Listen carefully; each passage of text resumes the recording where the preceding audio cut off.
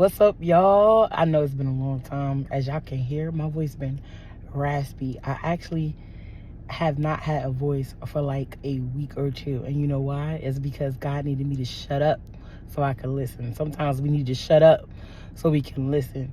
So that not only do we actually understand the voice of God and hear his voice, but we can stop interpreting what we think he's going to say or over speaking him. Because one thing about God is he's not going to talk until you hush.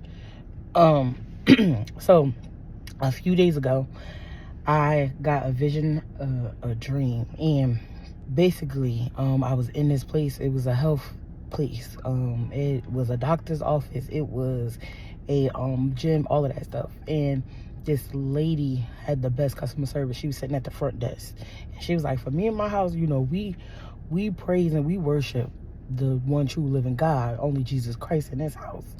And when I got up, this other young lady says, "Ashley, your name is Ashley. I have a message for you." So, and I asked God, "Can I release this?" And he says, "Of course. This message is just for y'all. God said he's going to finish the work that he started.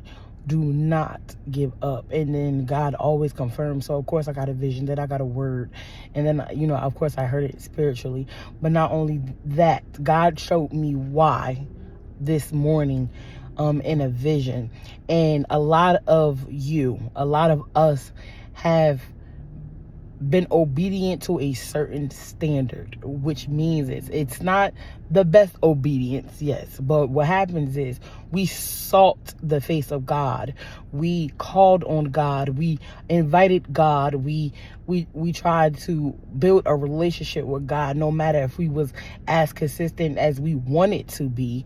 But God says there are baby steps, and in the vision he showed me how the enemy sent the distractions, and he tried to, you know, confuse us, and he wildered us into his plan. But a lot of us were still true to the one true living God, and we were still like, well, I'm not I'm coming out of agreement with this. Like, God, what do we need to do? And then God showed me that he sent one person to come and rescue, and he had a rescue mission. And it was so many different visions, and I love when God talks to me through visions but then confirms it in his word, and he does it so many different ways. But I wanted to release this word to you that it's done. It is done, and you are getting ready to walk into your season. He is setting the stage.